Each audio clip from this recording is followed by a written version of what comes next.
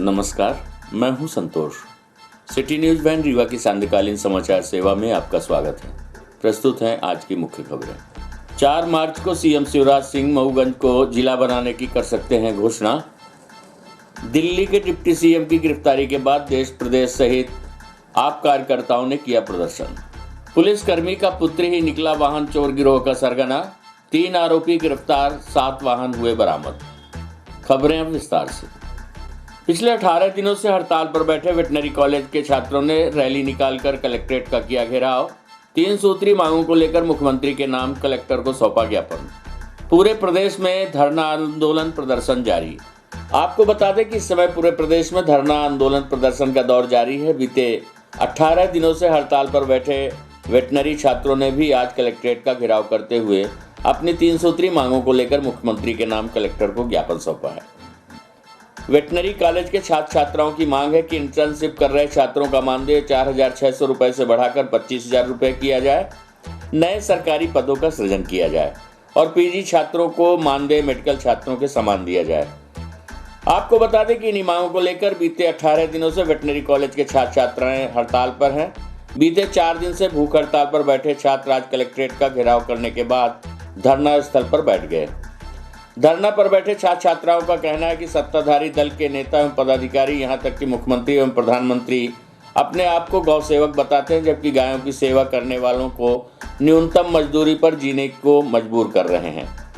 छात्र छात्राओं का कहना है कि वो भी मेडिकल की पढ़ाई करते हैं और अपनी मेहनत का मेहनताना पाने के हकदार हैं।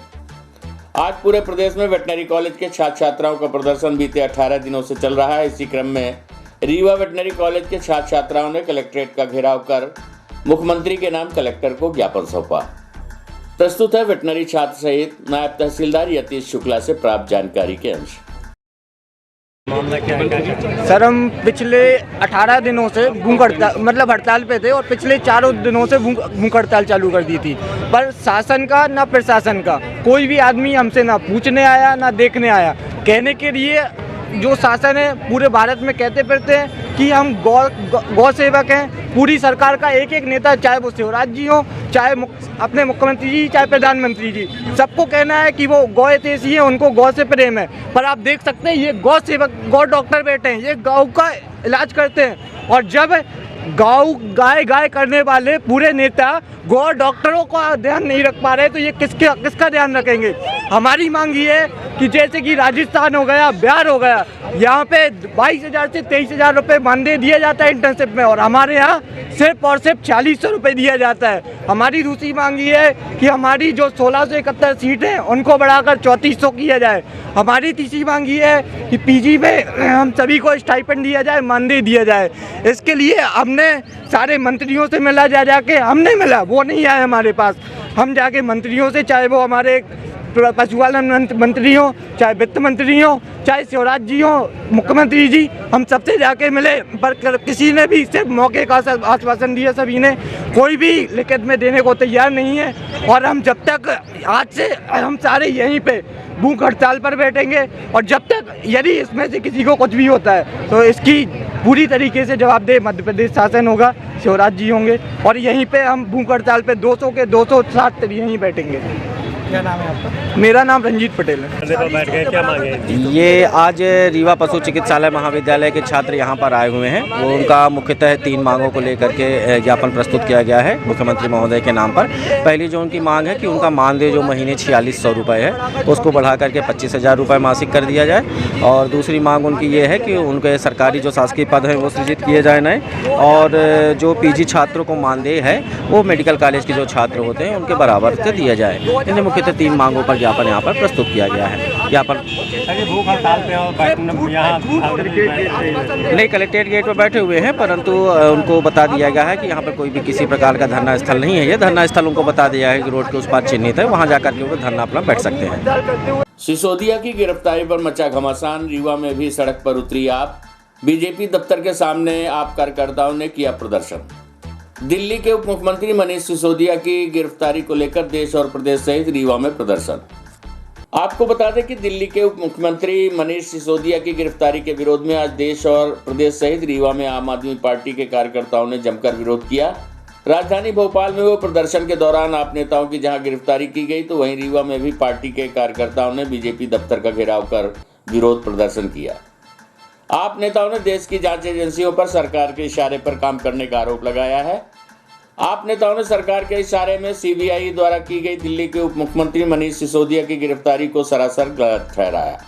प्रदर्शन के दौरान आप नेताओं ने बीजेपी दफ्तर के सामने भाजपा सरकार के खिलाफ जमकर नारेबाजी की है। गौरतलब है कि दिल्ली सरकार की शराब नीति में गड़बड़ी के मामले में सीबीआई ने रविवार को 8 घंटे की पूछताछ के बाद सिसोदिया को गिरफ्तार कर लिया था, जिसे लेकर देश भर में आप कार्यकर्ताओं में आक्रोश व्याप्त है और वो गिरफ्तारी का विरोध करते हुए आंदोलन प्रदर्शन कर रहे हैं। आपको बता दें कि दरअसल रीवा में आज राष्ट्रीय महामंत्री डॉक्टर संदीप पाठक के आह्वान पर आम आदमी पार्टी के नेताओं व कार्यकर्ताओं ने अटल कुंज स्थित बीजेपी कार्यालय के सामने बीजेपी सरकार के खिलाफ विरोध प्रदर्शन किया। आप नेताओं ने कहा कि मनीष सिसोदिया की गिरफ्तारी लोकतंत्र की हत्या है। उन्होंने कहा कि आरोप तो अडानी पर भी लगे हैं, लेकिन उनके खिलाफ जांच तक नहीं बैठाई गई। लेकिन दिल्ली जैसे राज्य में शिक्षा के क्षेत्र में मिसाल कायम करने वाले आप नेता को गिरफ्तार कर सरकार एक ढोंग रच रही है। आप नेताओं ने कहा कि ऐसा करके सरकार आम आदमी पार्टी की आवाज दबाने का प्रयास कर रही है, जिसे वह किसी भी कीमत में दबने नहीं देंगे। प्रस्तुत है आप नेता प्रमोद शर्मा से प्राप्त जानकारी के अंश। ये मोदी अंबानी की सरकार, जिन्होंने पर्याप्त मात्रा में भ्रष्टाचार किया, अब क्योंकि हिंडनबर्ग ने एक क्वेश्चन उठाया जिससे अडानी के बहुत सारे शेयर गिरे, उससे भाजपा को सीधे नुकसान हो रहा है। इस बात को लेकर पहले भी क्लीन चिट थे मनीष सिसोदिया, लेकिन कल उनको सीबीआई में लगातार उनको सहयोग देने के बाद भी उन्होंने कल उनको मांगा, बुलाया, वो सहयोग दे रहे थे। उसके बावजूद उनको गिरफ्तार कर देश में एक नई कहानी छोड़ने का, झूठा सफूका छोड़ने का कोशिश की। उसके विरोध में आज हमारे राष्ट्रीय महामंत्री आदरणीय डॉक्टर संदीप पाठक जी के द्वारा आह्वान किया गया कि हर एक मुख्यालय में बीजेपी कार्यालय का घेराव करेंगे। हम लोगों ने सभी पेपर में सब चीज़ देने के बाद हम लोगों ने ये किया था कि आज यहाँ पर होगा। सोशल मीडिया से आज हम लोग कार्यालय के सामने पहुँचे हैं ये विरोध प्रदर्शन करने के बाद के लिए कि ये बहुत ही गलत हुआ और लोकतंत्र की हत्या करना इसे कहा जाता है। ये संविधान और कानून अपना काम कर रहा है, क्या आप मानते हैं कि कानून उनके सहारे पर चलता है? ऐसा होता तो फिर बहुत सारे लोग जो हैं वो जेल में होते, और जो गलत काम किया अडानी ने अभी तक जांच क्यों नहीं जांच क्यों नहीं मंगाई? अडानी क्यों नहीं उनके ऊपर अनुशासन जो बनाए कमेटी क्यों नहीं बनाई? उसके बाद सीधे, क्योंकि देश के अंदर में आम आदमी पार्टी वैसी पार्टी है जो कि सीधा मुकाबला आम आदमी पार्टी जो है बीजेपी को कर रही है टारगेट, इसलिए बीजेपी जो है सीधे टारगेट कर रही है। अब आम आदमी पार्टी के शिक्षा मंत्री जिसने देश में एक ऐसी नीति दी शिक्षा की कि प्राइवेट स्कूलें बंद हो रही हैं, कलेक्टर, कमिश्नर, मिनिस्टर, किसान और एक रिक्शा चलाने वाले बच्चा एक टेबल में दिल्ली के अंदर में पढ़ता हुआ नजर आ रहा है। सीबीआई ने 8 घंटे पूछताछ करने के बाद जेल भेज दिया। तो शराब को लेकर के उनके ऊपर आरोप लगे सिसोदिया जी के ऊपर। शराब को लेकर जो आरोप लगे थे वैसे आरोप हर जगह लगते रहते हैं।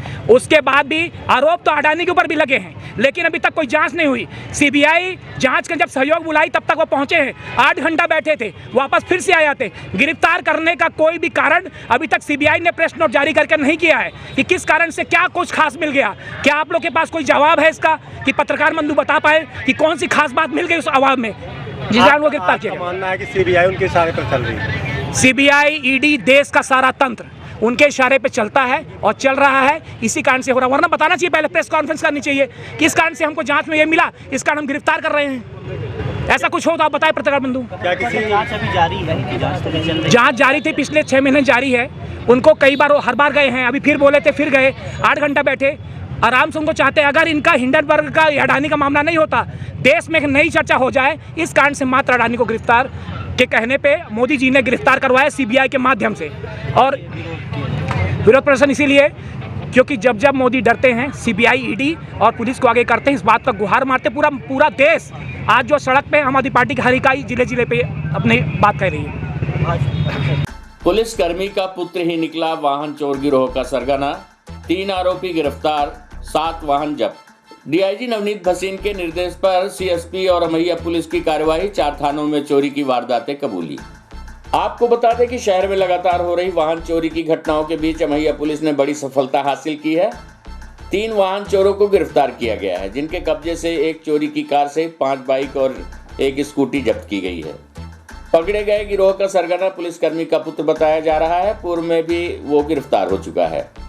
इस पूरी कार्रवाई को लेकर मिली जानकारी के मुताबिक डीआईजी नवनीत भसीन के निर्देश पर सीएसपी शिवाली चतुर्वेदी के नेतृत्व में अमैया थाना प्रभारी दीपक तिवारी की एक टीम गठित की गई थी, जिसके द्वारा एक एक कर 3 शातिर चोरों को गिरफ्तार किया गया है।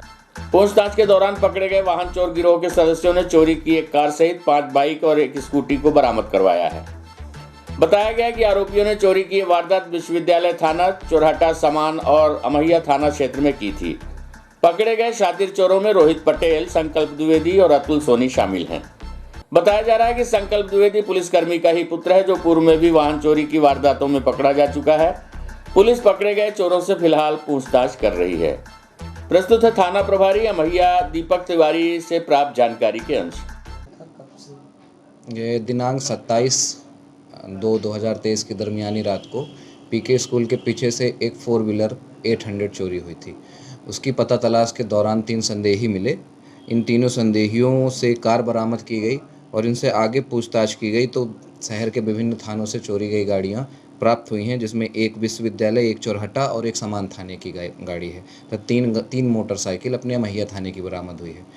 तीन आरोपी हैं, जिनसे कुल 7 अदद वाहन बरामद हुए हैं, जिसमें एक 4 व्हीलर भी शामिल है। सर ये चोर कहाँ सक्रिय थे और कब से? इनका पुराना रिकॉर्ड भी है, शहर के कई थानों में है। अभी 3-4 महीने पहले जो बाइक चोरी का गैंग पकड़ा गया था, उसमें भी इनमें से एक सदस्य शामिल था और लगातार इनके द्वारा क्षेत्र में चोरियां की जा रही थी, जो कल ये सब पकड़े गए हैं और इनसे गाड़ियां बरामद हुई हैं। सर सब बालिग हैं कि नाबालिग हैं? नहीं, तीनों आरोपी बालिग हैं, तीनों का क्राइम रिकॉर्ड है। क्या नाम है सर? एक रोहित पटेल हैं, संकल्प द्विवेदी और अतुल सोनी। नियमितीकरण, वेतनमान सहित विभिन्न मांगों को लेकर आंगनवाड़ी कार्यकर्ताओं, सहायिकाओं ने काम बंद हड़ताल कर शहर में निकाली रैली। कलेक्ट्रेट का घेराव कर मुख्यमंत्री के नाम सौंपा ज्ञापन। आपको बता दें कि अपनी विभिन्न मांगों को लेकर आंगनवाड़ी कार्यकर्ताओं और सहायिकाओं ने चरणबद्ध आंदोलन शुरू कर दिया है। आज धरना प्रदर्शन कर काम बंद रखा गया। अपनी मांगों को लेकर आंगनवाड़ी कार्यकर्ताओं और सहायिकाओं ने धरना दिया। बताया गया है कि विभिन्न मांगों को लेकर लंबे समय से आंदोलन किया जा रहा है, उसी के तहत आज से काम बंद करके धरना दिया जा रहा है। प्रदर्शन के दौरान आंगनवाड़ी कार्यकर्ता संघ के अध्यक्ष ने बताया कि पहले भी अपनी मांगों को लेकर धरना प्रदर्शन वो कर चुकी हैं। मुख्यमंत्री के आश्वासन के बाद भी उनकी मांगें अभी तक नहीं मानी गई हैं, इसलिए अब दोबारा से उन्हें आंदोलन के लिए मजबूर होना पड़ रहा है। उनकी मांग है कि उन्हें सरकारी कर्मचारी का दर्जा दिया जाए, शासकीय सुविधा का लाभ दिया जाए, सरकार द्वारा घोषित 1500 रुपए एरियर्स के साथ भुगतान किया जाए, राज्य सरकार को केंद्र सरकार से समन्वय कर नियुक्ति प्रक्रिया नियमों में संशोधन करते हुए मानदेय या मान सेवा की जगह नियमित और सीधी भर्ती की जाने वाली नियमावली बनाई जाए। जब तक नियुक्ति प्रक्रिया में संशोधन नहीं किया जाता, तब तक अतिरिक्त मानदेय में केंद्र से निर्धारित महंगाई भत्ते के लाभों का भुगतान किया जाए। उनका आयुष्मान कार्ड बनाया जाए। इसके साथ ही अन्य विभागों में काम कर रहे कर्मचारियों के जैसे भी उन्हें ग्रीष्मकालीन अवकाश देने की भी मांग की है। प्रस्तुत है आंगनवाड़ी पदाधिकारी किशोरी वर्मा से प्राप्त जानकारी के अंश। किन मांगों को लेकर के आप लोग पहले भी धरना दे चुकी हैं? जी, और क्या पूरी मांग है आप? ये आज हमारा पूरे प्रदेश में 24 घंटे की भूख हड़ताल, कल 26 तारीख को और आज 27 तारीख को पूरा केंद्र बंद हड़ताल है पूरे प्रदेश में। ये हमारे जो मुद्दे हैं लगातार ये बहुत दिनों से चले आ रहे हैं, लेकिन एक भी मुद्दा हमारा सरकार जो है मान नहीं रही है, जिसके उसमें हमने ये आंदोलन रखा है। हमारे मुद्दे हैं कि पहले तो सरकार जो है हमें 40 साल से इस योजना में काम कर रहे हैं, पर सरकार हमें कर्मचारी नहीं मान रही है। तो पहला तो है कि हमें कर्मचारी बनाया जाए और जब तक कर्मचारी नहीं बनाते तब तक न्यूनतम वेतन लागू करें और न्यूनतम वेतन भी 26,000 रुपये दें। और इसके साथ में रिटायर कर रहे हैं तो शिवराज सिंह ने जो है 2018 में घोषणा की कि रिटायर कार्यकर्ता को 1 लाख रुपए और सहायिका को 75,000 रुपये देंगे, लेकिन वो सिर्फ घोषणा रह गई, उसका कोई आदेश नहीं हुआ। तो हमारी मांग है कि वो जो है उसको पूरा करें और उसके साथ महंगाई को देखते हुए 5 साल में जितनी महंगाई बढ़ी है तो उस राशि को और बढ़ा के 5 लाख रुपए कार्यकर्ता को और 3 लाख रुपए सहायिका को दें रिटायरमेंट पे। और जो हमारा मानदेय बढ़ाया था 2018 में, तो इतना प्रोपेगेंडा करके सारा किया। पहले तो उन्होंने वादा किया, जब मीटिंग हुई हमारी तो वादा किया कि न्यूनतम वेतन देंगे, और उसके बाद में जब बढ़ाने का वो टाइम आया न्यूनतम वेतन करने का घोषणा की तो उन्होंने मानदेय डबल करने की घोषणा की। वो हमारे साथ धोखा किया। तो हमारा जो है उन्होंने, और वो जो बढ़ा उसके बाद 3 महीने देने के बाद में फिर उसमें से 1,500 रुपये कार्यकर्ता का और 750 रुपये सहायिका का काट लिया। आप लोगों को ड्यूटी में लगाया जाता है, हर जगह आप लोग काम करते हैं। सारा अतिरिक्त काम आंगनवाड़ी कार्यकर्ता, सर हर विभाग के काम आंगनवाड़ी कार्यकर्ता अपने आंगनवाड़ी का काम, अपनी योजना को ही भूल गई है। मैंने इतना लगातार उसका काम बाहर रहता है कि वो काम वो कर ही नहीं पाती। क्या मानते हैं आप लोगों के साथ धोखा हो रहा था? हमारे साथ धोखा हो रहा है और ये सरकार ने जितना धोखा किया है कोई इसके पहले वाली किसी सरकार ने नहीं किया। तो हम यदि मांगे पूरी नहीं होती तो क्या? हमारी मांगे नहीं पूरी हुई तो हम जो है लगातार इस संघर्ष को बढ़ाएंगे और आगे हो सकता है कि हम अनिश्चितकालीन हड़ताल में भी जाएं। 3 अप्रैल। क्या नाम है? और एक है कि सुप्रीम कोर्ट का फैसला, उसको तो हर किसी को मानना होता है। वो सुप्रीम कोर्ट का फैसला अभी 25 अप्रैल को हुआ है 22 में कि आंगनवाड़ी कार्यकर्ता फुल टाइम जॉब करने वाली कार्यकर्ता है और फुल टाइम वर्कर है, उसको ग्रेजुटी का अधिकार है, उसे ग्रेजुटी मिलना चाहिए और उसको ग्रेजुटी दी जाए। अगर नहीं दी जाती, मतलब अगर जल्दी नहीं दी जाती तो 3 महीने के बाद उसको ब्याज सहित भुगतान किया जाए। ये सुप्रीम कोर्ट का फैसला है, लेकिन हमारे यहाँ किसी तरह से कोई माने ही नहीं जा रहा उसको। आज आप लोग ज्ञापन देने किसको जा रहे हैं? अभी हम कलेक्टर के यहाँ ज्ञापन देने जा रहे हैं, जो मुख्यमंत्री के नाम का ज्ञापन है। क्या नाम लिखते हैं? मैं किशोरी वर्मा, आंगनवाड़ी कार्यकर्ता सहायिका एकता यूनियन की प्रदेश महासचिव। मऊगंज को जिला बनाने की 4 मार्च को मुख्यमंत्री शिवराज सिंह चौहान कर सकते हैं घोषणा। दरअसल मऊगंज में लॉ कॉलेज का उद्घाटन करने मुख्यमंत्री 4 मार्च को रीवा के मऊगंज आ रहे हैं, जहां वो मऊगंज को जिला बनाने की घोषणा कर सकते हैं। आपको बता दें कि मुख्यमंत्री ने 2018 के विधानसभा चुनाव में मऊगंज की जनता से कहा था, अगर इस बार भाजपा के विधायक को जीत मिली तो मऊगंज को जिला बनाएंगे। भाजपा का विधायक तो बना, लेकिन मऊगंज जिला नहीं बन सका, जिसको लेकर कई आंदोलन हुए। लंबे समय से मऊगंज को अलग जिला बनाने की मांग की जा रही थी। इसके लिए मऊगंज से कांग्रेस के पूर्व विधायक सुखेंद्र सिंह बन्ना ने कई आंदोलन किए। स्वयं मुख्यमंत्री ने भी पिछले विधानसभा चुनाव में मऊगंज को जिला बनाने की घोषणा की थी। मऊगंज को जिला बनाने के लिए कांग्रेस के पूर्व विधायक सुखेंद्र सिंह बन्ना लड़ाई लड़ रहे थे। उन्होंने कहा कि मऊगंज की जनभावना के साथ मैं सदैव खड़ा रहा। विधायक रहने के पहले और बाद भी आवाज उठाता रहा हूँ। 50,000 लोगों के साथ गिरफ्तारी देने के बाद ही मुख्यमंत्री समझ गए थे कि जिला बनाना ही पड़ेगा। उनकी इच्छा होती तो वर्षों पहले बन जाता, लेकिन अगर घोषणा करते हैं तो ये जनभावना की जीत होगी। अगर घोषणा पूरी नहीं हुई तो 6 महीने का वक्त बहुत होता है, फिर आंदोलन करेंगे। यदि मुख्यमंत्री इस दौरे में घोषणा करते हैं तो मऊगंज मध्य प्रदेश का 53वां जिला होगा। प्रस्तुत है मऊगंज के पूर्व विधायक सुखेंद्र सिंह बन्ना से प्राप्त जानकारी के अंश। देखिए, वैसे तो शिवराज मामा घोषणा की मशीन है, फिर भी ये जहाँ तक मऊगंज जिले का मुद्दा है, लड़ाई कोई आज की नहीं है। कई लोगों पहले भी उठाए और फिर जब मैं विधायक हुआ तो इसको जोरदारी से उठाया। अभी 50,000 की गिरफ्तारी हमने दी और उस गिरफ्तारी के दौरान हमने ये कहा था कि अगर 6 महीने के अंदर जिला नहीं बनेगा तो फिर हम अपनी सीमा स्वयं बना लेंगे। नहीं, मुख्यमंत्री जब भी आए तो उनको घोषणा करना पड़ेगा। इस बात की खुशी है कि जो मुद्दे मेरे थे आज उसकी चर्चा पेपर के माध्यम से और वैसे भी चल रही है, जिले की घोषणा करेंगे। मैं उसका स्वागत करता हूं। मैं उम्मीद करता हूं कि मऊगंज की जनता को बेवकूफ़ नहीं बनाएंगे और न मऊगंज की जनता बेवकूफ़ है। अगर वो घोषणा करेंगे, इस बार मैं उनका वेट करूंगा, इंतज़ार करता हूं कि वो घोषणा करेंगे। इसीलिए मैं कुछ अपनी तरफ से ऐसा कुछ कर भी नहीं रहा हूं। शांति से सुनूंगा और स्वागत करूंगा। अन्यथा नहीं करते तो फिर मैं अपनी बात पर कायम हूं। अभी मेरे पास 6 महीने का समय है, मैं उसका निदान फिर अपने तरीके से कराने का प्रयास करूंगा। देखिए, यथार्थ ये है कि 15 से लेकर के 18 महीने शिवराज सिंह की सरकार रही। उनको जिले की घोषणा 15 वर्ष पूर्व करना चाहिए। इसमें मऊगंज का काफ़ी नुकसान हुआ, युवाओं का नुकसान हुआ, किसानों का नुकसान हुआ, सारे लोग। लेकिन हमारे आंदोलन और जनभावनाओं को देखते हुए इस बार उन्होंने मऊगंज में आकर के, शायद पेपरों के माध्यम से सुनने में आ रहा है, अगर वो चुनावी स्टंट होगा वो जाने, उनका काम जाने, लेकिन हम ये जानते हैं कि अगर वो जिले की घोषणा करेंगे तो उन्हें क्रियान्वय करना पड़ेगा। ये मुझे पूरा विश्वास है। अगर ऐसा नहीं करेंगे तो फिर हम अपने बात पर कायम हैं, आगे की लड़ाई देखेंगे। विकास यात्रा निकाली जा रही है भाजपा की और इस दौरान काफ़ी विरोध भी हो रहा है, इवन पथराव भी हुआ था एक यात्रा के दौरान। देखिए, ये विकास यात्रा, जब विकास हो चुका है फिर यात्रा की क्या ज़रूरत है। और ये पुलिस के दम पर विकास यात्रा चल रही है। अगर विकास यात्रा में कोई आम जन कोई बात पूछ लेता है कि हमारे यहाँ ट्रांसफार्मर जले हुए हैं, बिजली के बिल लंबे लंबे बिजली के बिल आ रहे हैं, जहाँ 100 रुपये आते थे वहाँ पे अभी इस समय 10-10 हज़ार के बिल आ रहे हैं, उसमें तुरंत पुलिस को बुलाया जाता है। हमारे यहाँ कम से कम 3, 4, 6 लोगों को एक साथ जेल भेज दिया गया है। विधायक जी सीधे आदेश करते हैं और एसडीएम, तहसीलदार, थाना प्रभारी एकदम गुलाम बन चुके हैं। गुलामी की तरह, जैसे अंग्रेज़ों के ज़माने में सीधे जेल भेज दिया जाता था बगैर सुनवाई के, इस पुलिस के डंडे के दम पर विकास यात्रा चल रही है और ज़मीन पर कहीं कोई विकास नहीं है। अपनी बात तो अब विधायक जो जनप्रतिनिधि हैं वो अपनी विकास नहीं बताना चाहते, सिर्फ वही नरेंद्र मोदी का नाम लेंगे। अगर कोई बीच में आम जन अगर अपनी बात करना चाहता उसे करने नहीं दिया जाता। अगर कोई ज़बरदस्ती कर ले गया तो उसे जेल जाना निश्चित है। हमारे कांग्रेस के भी कुछ कार्यकर्ता गए, कुछ आम जन के लोग गए, कार्यकर्ता अभी जेल में हैं। ये एकदम प्रूफ के साथ में बताने के लिए तैयार हो। रही बात पत्थर चलने की, वो अगर कोई उनके ही कार्यकर्ता पत्थर चला करके जेल भेजने की एक साजिश कर रहे हैं और कहीं कोई पत्थर नहीं चला रहा। हाँ, अभी मऊगंज थाने में आपने सुना होगा, मैं वहाँ पे जुडिशियल जांच का आदेश करवाया, आंदोलन किया आनन फानन करने में।